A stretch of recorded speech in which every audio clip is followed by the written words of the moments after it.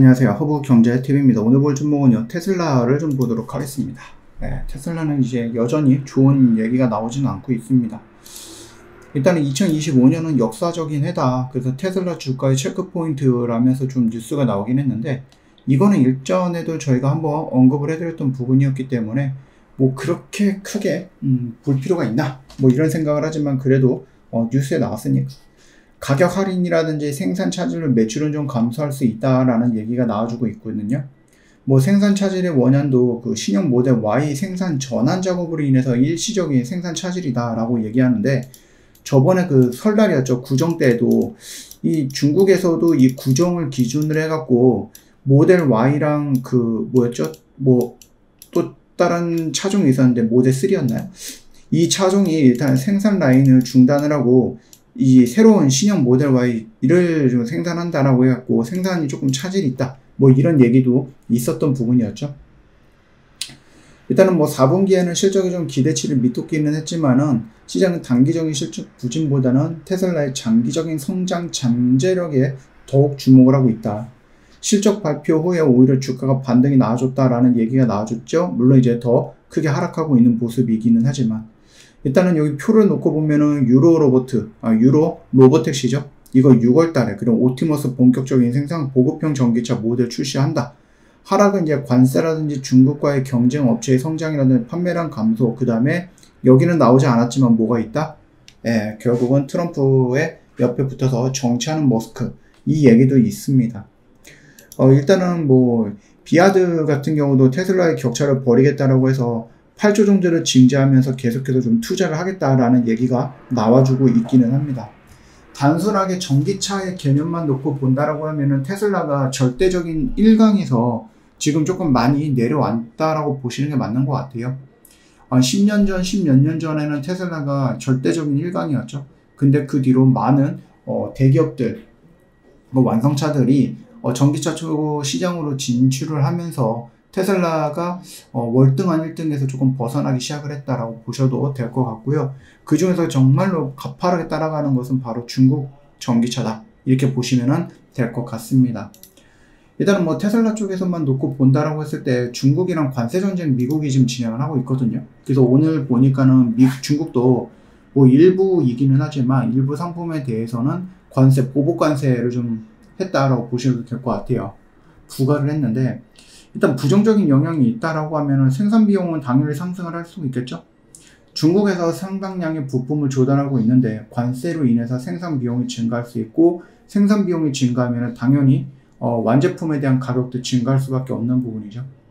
더군다나 미국과 중국이 대놓고서 싸우고 있는데 미국 기업인 테슬라가 중국에서 뭔가를 하고 있다라고 했을 때 과연 이거를 트럼프가 머스크를 어느 정도까지 봐주느냐에 따라서 조금 달라질 수는 있을 것 같아요. 관세로 인해서 테슬라 차량의 가격이 상승을 하면은 이미 경쟁이 치열한 이제 중국 시장에서는 오히려 중국 측 비아드가 더 호재로 받아들일 수 있죠. 당연히 생산량, 뭐 소비량이라든지 인도량 이런 것들은 계속 줄 수 있는 부분이에요. 중국 부품 의존도를 줄이지 못할 경우에는 당연히 수익성도 약화가 될 수 있고 시장 점유율도 약화될 수도 있는 부분입니다. 결국은 중국에 올인할 게 아니라 좀 많은 곳에 조금 이제 좀 퍼져 나가야 되는 부분인데, 일단은 뭐 하겠다라는 것은 아니겠지만 할 수도 있어, 아니면은 할 거야 라고 했던 유럽에 대한 관세, 미국이 유럽에 대한 관세도 어느 정도 좀 생각을 해 봐야 될 겁니다. 당연히 유럽도 준비를 하겠죠. 그 1타겟이 테슬라가 될 가능성도 있는 거예요. 이미 반 머스크라든지 이런 쪽의 분위기에 의해서 이 테슬라의 그 판매량이 많이 줄기는 했지만 좀 그래요. 일단은 그 테슬라가 그 이유가 관세를 좀 부과한다라고 했을 때 테슬라가 당연히 피해를 받겠죠. 그러다 보니까 지금 관세 관련해서는 반발을 하고 있는 모습인데 참 아이러니하지 않습니까? 미국이 시작한 관세 전쟁인데 내가 손해를 보니까 그때 이제 소리를 내고 있는 머스크이긴 합니다. 일단 중국 생산 의존도가 좀 있는데 테슬라는 중국 상하이에 공장을 두고 있는데 이곳에서 생산된 전기차를 유럽으로 수출을 하고 있는데 유럽인 중국산 전기차 이런 부분에 대해서 관세를 매긴다라고 하면 당연히 가격 경쟁력 부분에서는 중국뿐만 아니라 유럽에서도 많이 뒤쳐줄 거다라고 보면 될 것 같습니다. 그렇기 때문에 관세가 부과되면은 기업들이 뭐 100원에 팔던 것들이 관세 부과돼서 125만 원에 팔 수도 있는 부분이거든요. 기업들이 그 관세에 대한 손해를 소비자한테 전가시키는 것이 거의 99% 그럴 겁니다. 모든 기업들이, 대부분의 기업들이 그러지 않을까 생각합니다. 그럼 자연스럽게 테슬라의 가격이 높아질 수밖에 없죠. 테슬라는 독일과 중국에서 생산을 병행하는 투트랙 전략으로 유럽 시장을 공략해 왔는데, 중국에서 들어오는 부분들에 대한 관세가 붙어버린다? 라고 하면은 타격을 좀 받을 수밖에 없다. 일단은 기존의 10% 일반 관세에서 추가적으로 플러스 알파가 된다라고 했을 때에는 크게면 20%까지 관세가 부과가 될 수도 있는 거겠죠.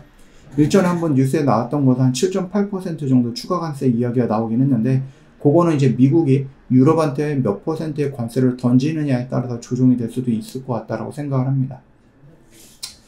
일단 그렇기 때문에 중국에서 지금 만들어지고 있는 자동차, 그리고 그게 유럽으로 넘어가고 있는데, 이 부분에 대해서, 그러니까 중국에서 만들어지고 있는 자동차 기업들은 유럽의 관세에 대해서 굉장히 불편하게 생각을 하고 있다. 근데 반대로 얘기하면 미국이 먼저 시작했다.